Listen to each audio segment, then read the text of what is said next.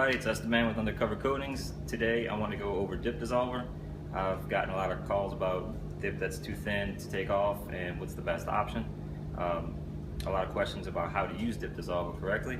So behind me I have a roof that's been dipped purposefully too thin. So check it out. Small thin pieces, try to feel it, it just breaks off. It's kind of hopeless. So today I wanted to kind of go over a good way to use dip dissolver and to get the best results from it. So stay tuned. Okay, so before we get started, I wanted to go over the product in question. Dip Your Car's dip dissolver, all natural ingredients. And we can go over the directions here. On the bottle it says, focus on one panel area at a time. Spray one full wet coat in the dipped area. Let the product saturate onto dip for 5 full minutes. Respray the same area, applying another full wet coat. Let the product saturate another 5 to 8 minutes. The dip should re-liquefy. Test by dragging your finger through the dip, and you should be able to easily clear it away, exposing the surface underneath. The original dip was extra thick. The second application may be necessary. The best way to clear the re-liquefied dip off the surface is to use a pressure washer. So that's the gist of it. Basically, you need to saturate the surface, let it sit for 5 minutes, and give it another go until you get the dip re-liquefied. After that, you can use a pressure washer and clean it away. So that's what we're gonna do. Right now I'll just install the cap, spray nozzle. You want to soak down the area.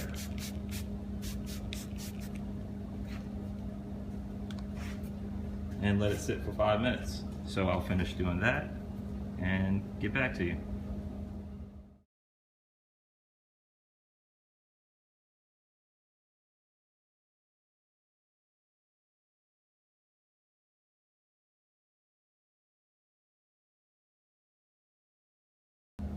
Okay, so that was a full wet coat. As you can see in this back corner here, or front corner, the dip is fully wet with dip dissolver. That's very important. You want the dip to fully re-liquefy. You want to have a nice wet coat of dip dissolver on the surface.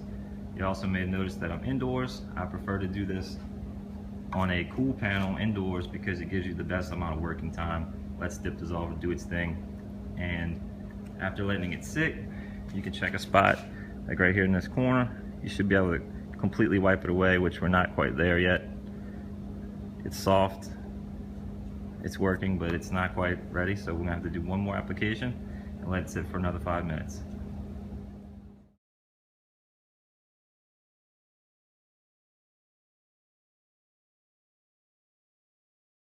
Okay, this is the second application that has been done. It's been sitting for about 5 minutes, and as you can see now, it easily wipes away with your finger.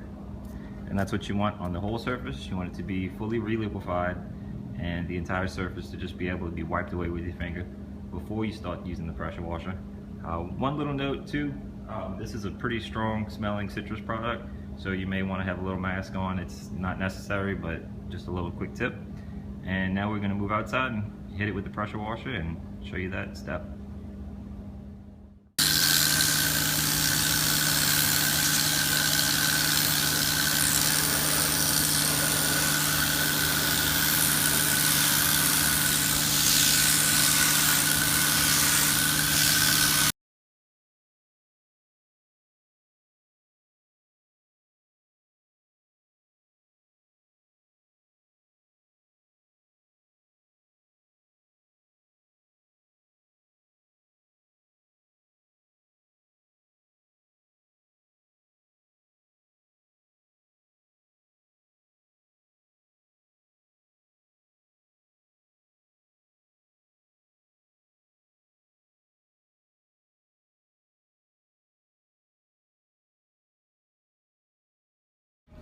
Okay, now that you've seen the process, I wanted to close out the video with a little recap and some things to consider. First off, 5 to 10 minutes in between coats. You want to do about 2 coats, and most importantly, you want to test before you move on to the pressure washer. If the dip is not liquefied, it's not going to work, so test it. You may have seen the little zigzags I had in the roof in the time lapse, and that's exactly what that was. I was just testing to make sure the panel was liquefied before I moved on. Second thing to consider is your surroundings. You obviously don't want a dip vehicle around when you're applying it, and also when you're removing it, because you're going to have liquefied dip pieces flying around. So you don't want that getting stuck into somebody else's vehicle, so keep clear on that. Second thing is pressure washer. I use the 1400 PSI one. This one doesn't even have the removable tips like most do, and it works just fine. So if you have a low cost one, you're probably good to go. You can use 1800 and 2000 PSI, but I wouldn't go above 2000 PSI just because it's pretty harsh on the vehicle's paint. So you want to avoid that at all costs. You want just the dip removed, not the regular paint, obviously. Third thing to consider is your residue. You're going to have, like I said, liquefied dip flying around. As you can see in the time lapse of me cleaning off the hood, it's going to be a little bit messy, so just keep that in mind. That's why I had the tape and drape around the edges of the roof.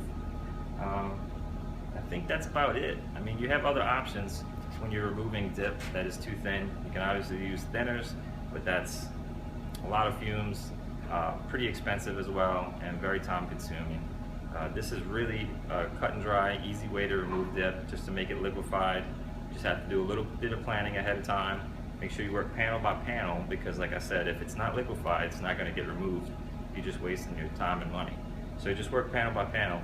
If you want to do exactly like I did and tape off a little panel, work it, and then spray it, and then move on to the next. That's really the best way to do it if you're going to do a whole car. All in all, it's just a really great product. If you're in a bind and you really don't want to wear your fingers to the bone trying to get the dip off, just a really quick way to do it. So hopefully that video helps you out and you can use dip dissolver in confidence. We usually keep it in stock here at Undercover Coatings, along with other dip care products such as BDP wheel cleaner, water-based tire shines, and dip coat. If you have any questions, comments, concerns, hit us up at sales@undercovercoatings.com. Check us out on Facebook, Twitter, Instagram, and of course YouTube. Please like and subscribe. It's very much appreciated. Thanks.